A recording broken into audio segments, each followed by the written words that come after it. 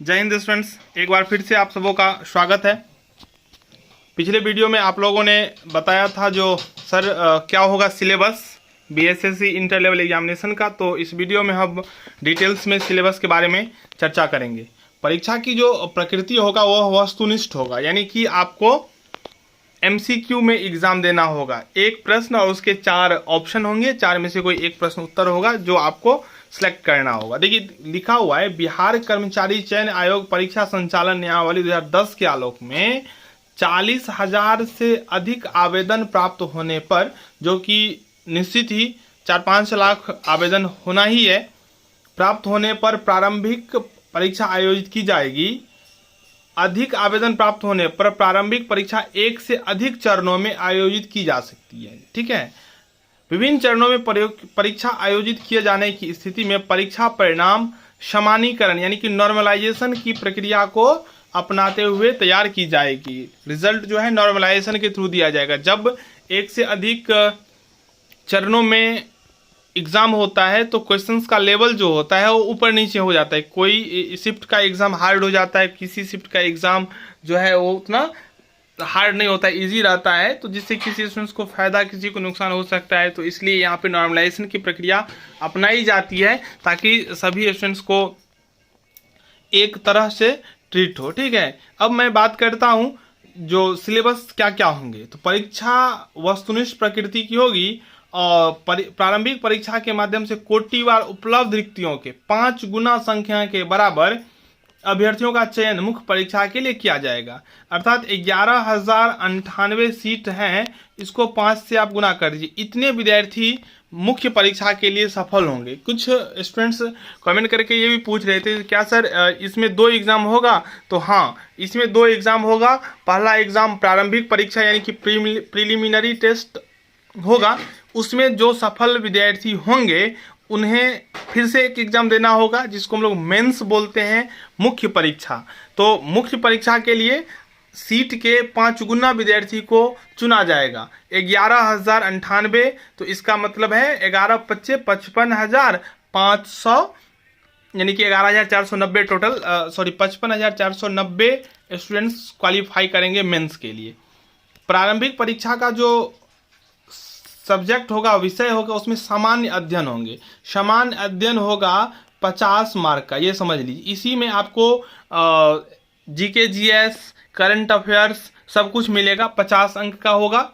सामान्य विज्ञान एवं गणित ये भी 50 अंक का होगा। 25 क्वेश्चन विज्ञान के और 25 क्वेश्चन गणित के। ठीक है, और मानसिक क्षमता जांच जो है कॉम्प्रिहेंशन या लॉजिक या रीजनिंग जो भी बोले आप, ये भी होगा 50 का। तो टोटल हो गया कितना? 150 क्वेश्चन। सामान्य अध्ययन का 50 क्वेश्चन, सामान्य विज्ञान का 25 और गणित का भी 25। तो 25 यहाँ से, और रीजनिंग भी होगा 50 का। तो जिसका मैथ और रीजनिंग अच्छा होगा वो 75 नंबर तो यहाँ से वो मैथ रीजनिंग का वो सोल्व करके ला सकते हैं। ठीक है, बच गया 50 जीके जीएस प्लस 25 साइंस। तो यहाँ 75 में से, तो जिसका मैथ रीजनिंग अच्छा होगा 75 में से 60 आराम से ला सकता है। बहुत ही इजी प्रश्न होता है। मैं इसके बाद प्रीवियस ईयर का जो क्वेश्चन है वो आप लोगों के सामने लाऊंगा, आप लोग देखेंगे, आप लोगों को पता चल जाएगा जो कितना हार्ड कितना इजी होता है। इस 75 में से अगर आप 40 नंबर ला लेते हैं, ठीक है ना, 40 नंबर ला लेते हैं तो 60-40 कितना हो जाएगा? 100।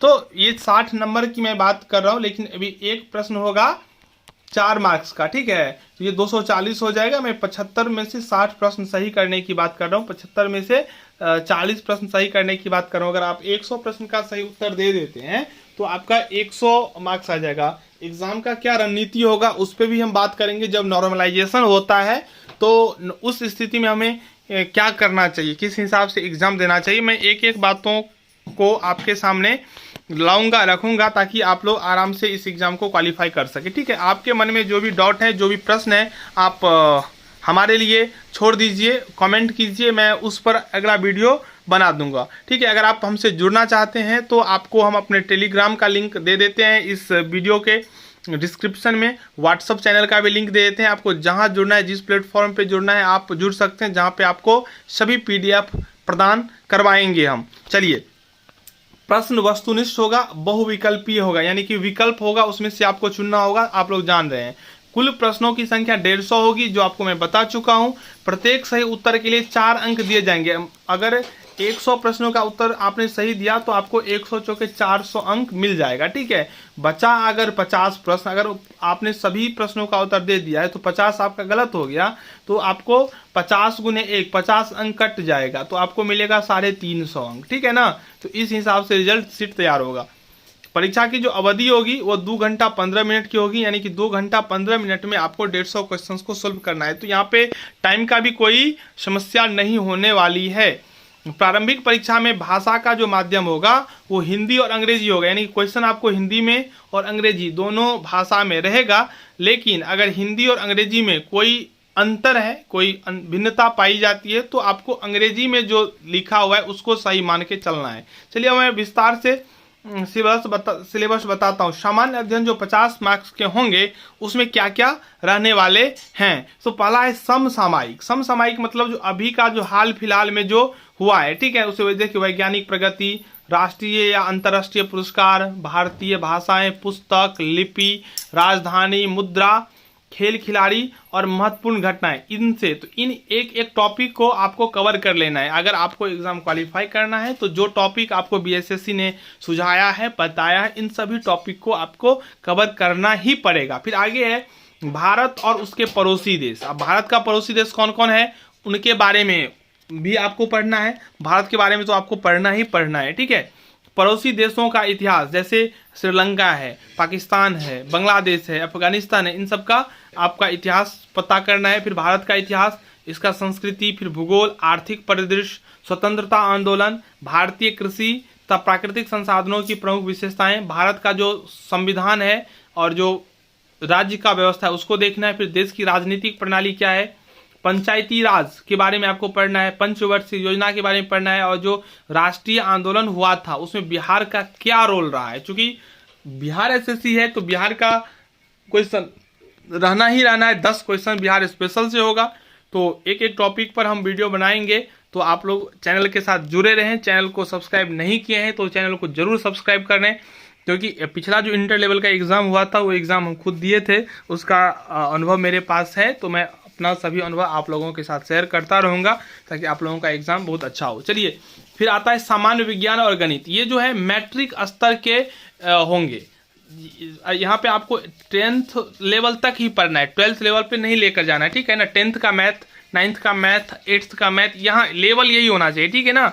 आप इंटर लेवल पर फॉर्म भर रहे हैं तो इंटर लेवल का स्तर होगा, लेकिन क्वेश्चन जो होगा वो स्टैंडर्ड 10th तक ही होगा। उसमें आपको क्या क्या पढ़ना है, भौतिक, फिजिक्स, केमिस्ट्री, बायो और ज्योग्राफी, ठीक है। देखिए भूगोल को भी शामिल कर लिया है सामान्य विज्ञान में, तो आपको यहाँ पे क्या क्या पढ़ना है ये मैं आपको बताऊंगा। भूगोल में से हम कैसे विज्ञान में लाएंगे, ठीक है। आगे गणित, गणित में आपको पढ़ना है नंबर सिस्टम, फिर पूर्ण संख्याओं का अभिलेखन, दशमलव और भिन्न के बारे में पढ़ना है, संख्याओं के बीच परस्पर संबंध। यहाँ इतना देखने के बाद यह तो स्पष्ट हो रहा है तो नंबर सिस्टम से बहुत क्वेश्चंस रहने की संभावना है। फिर आपको प्रतिशत, अनुपात समानुपात, एवरेज, सिंपल इंटरेस्ट और compound interest, profit and loss, इतना चैप्टर को आपको देखना है। फिर आता है रीजनिंग, मानसिक क्षमता, जो ये जो 50 मार्क्स का होगा। देखिए इतना ही चैप्टर आपको पढ़ना है, आपको कुछ एक्स्ट्रा नहीं पढ़ना है। एक्स्ट्रा पढ़ लेंगे तो एग्जाम में क्वेश्चंस नहीं आएगा, ठीक है। आपको पढ़ना है सादृश्यता, समानता एवं भिन्नता, स्थान, कल्पना, समस्या, समाधान जो है ना, फिर विश्लेषण, दृश्य स्मृति, विभेद, अवलोकन, संबंध अवधारणा, तर्क शक्ति, फिर ब्लड रिलेशन, फिर कूट लेखन, ये सब आता है। फिर आता है गणितीय संख्या, ये थोड़ा हार्ड होता है, ठीक है। मैं आपको एक एक टॉपिक को समझाएंगे, ठीक है। क्वालिफाइंग मार्क्स के बारे में अगर बात करें तो सामान्य वर्ग के लिए 40%, तो ये आप मत समझ जाइएगा। तो 40% अंक लाके आपको नौकरी मिल जाएगा। आपका कॉपी जांच होगा तब जब आप 40% अंक लाएंगे, ये आपका मिनिमम मार्क्स है, ठीक है ना। लेकिन मेरिट बनने के लिए आपको कम से कम यहाँ पे आप समझ लीजिए 60% मार्क्स आपको चाहिए ही चाहिए। 60% यूआर में आपको 60% मार्क्स चाहिए, ठीक है। तो ये आपका मिनिमम क्वालिफाइंग मार्क्स से सिलेबस कवर हो गया है, ठीक है। नेक्स्ट वीडियो आपको किस टॉपिक पे चाहिए कमेंट के थ्रू बताइए। धन्यवाद।